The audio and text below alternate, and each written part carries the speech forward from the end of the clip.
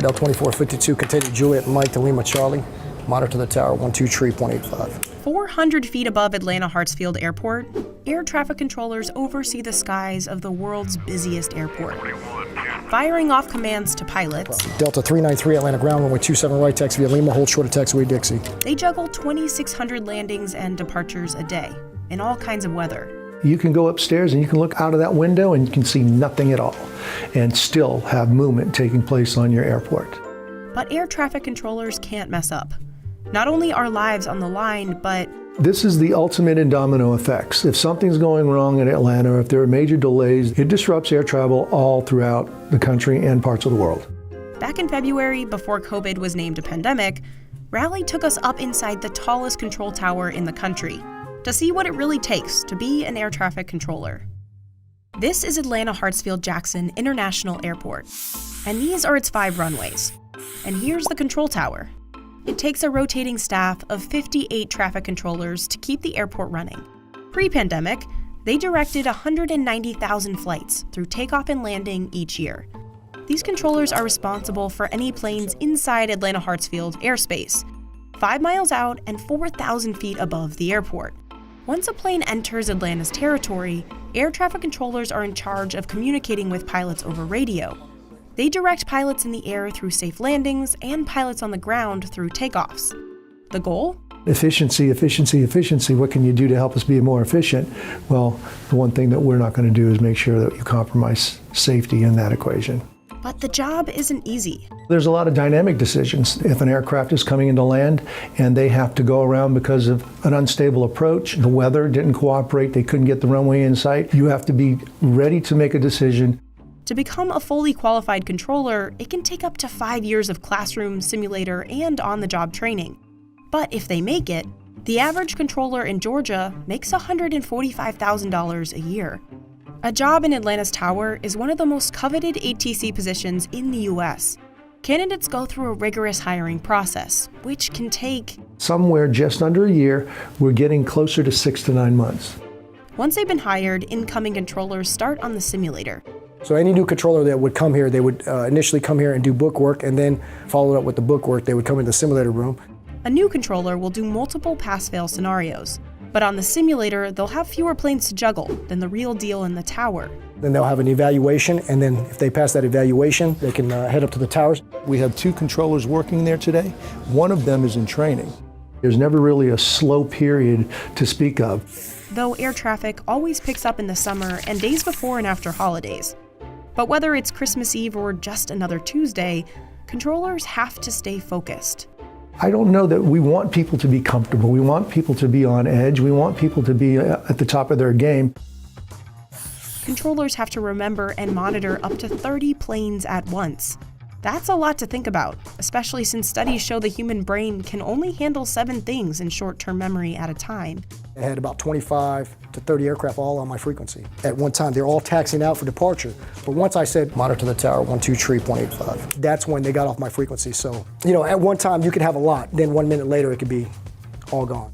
The job's so mentally draining that the Federal Aviation Administration allows controllers to work for only 2 hours before they're required to take a break. To help make their work easier, controllers' jobs in the tower are highly specific.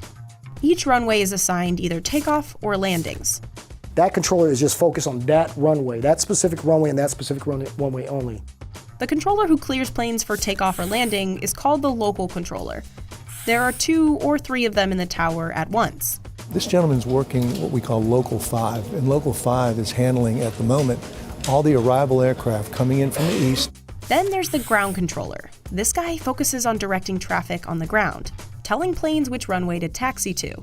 So in the case of an approach and landing, it might start with the local control saying this to the pilot.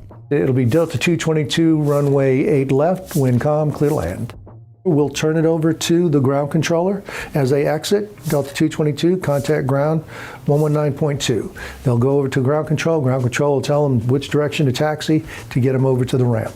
Controllers have universal rules to follow to make sure everyone is safe.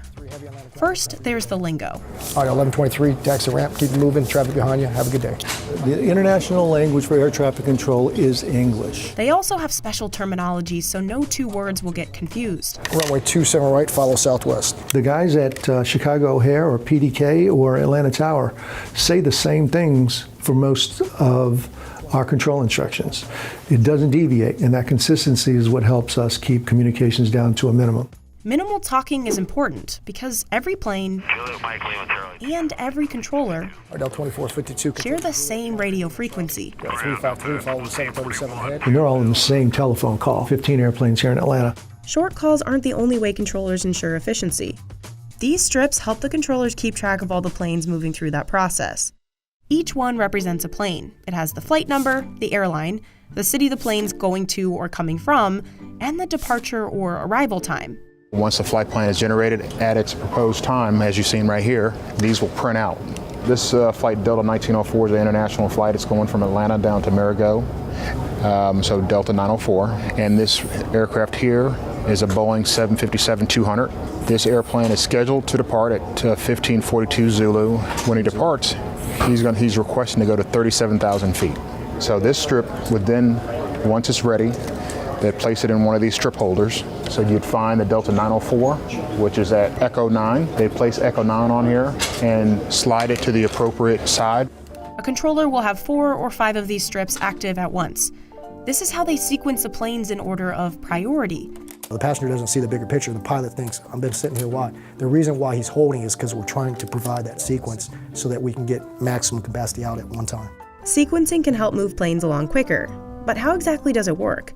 Here's an example. If 2 planes are going the same direction, say to San Antonio and Houston, they have to be at least 4 miles apart, so they don't run into each other in the sky, which means time waiting between takeoffs. But if a controller alters the sequence using those strips... So in this case, this is a west, a north, and a west. This aircraft's going to San Antonio, this aircraft's going to Milwaukee, and this aircraft's going to Houston. So we can depart 6,000 feet down the runway and airborne and roll these. That Milwaukee flight can take off right behind the San Antonio flight, and now they've had 3 planes take off in the same amount of time. It makes a big difference for the ground controller to actually provide a good sequence because it's efficient and the aircraft could keep going at the fastest rate, and that's what we do, and that's our job. Efficiency means fewer delays. If there are major delays, it disrupts air travel all throughout the country and parts of the world. In 2018, Atlanta Hartsfield-Jackson International Airport was ranked the best airport in the U.S. for flight delays, with the highest percentage of on-time departures.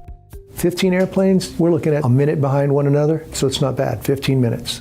But of course, some things are out of their control. You can go upstairs and you can look out of that window and you can see nothing at all and still have movement taking place on your airport. Then there's days like today, clear in a million, that's what we call it, when it's just a beautiful sunshine day and you can see forever. We can move a whole bunch of airplanes. It's 132 an hour, I believe, is our arrival rate max. On a typical day, we try to stay right around in the 120s. Controllers also have to contend with inclement weather. Sometimes planes can't land on their first attempt, so they'll have to pull up, circle back, and get in line to land again. You have to be ready to make a decision. How am I going to get this airplane back up into the air, back over to the next air traffic control facility so that they can resequence them back into our pattern? Luckily, some technological advancements have made this whole process a lot easier. Remember those strips? So a lot of this is automated now. While controllers may still use the physical strips, they also show up on monitors and are automatically sent over to the next controller in the sequence. Also, technology means weather isn't as debilitating as it once was. There used to be a time when weather would shut your airport down. But now, being able to forecast and project when that weather's coming, we're not surprised like we used to be. We go in the cloud sometimes, and that's when our equipment is all we got. ASDX, radar, and GPS positioning help controllers track a plane. We're able to use that technology now to actually separate and identify where those airplanes are legitimately, so we can use the term clear for takeoff even though we can't see the physical runway any longer. But all that technology doesn't mean these controllers can be any less diligent. They have to be focused and undistracted nonstop. This is the busiest airport in the world. The number, the volume, I don't think many airports can handle what we do. That's the truth. L2452, continue Juliet, Mike to Lima, Charlie. Monitor the tower, 123.85.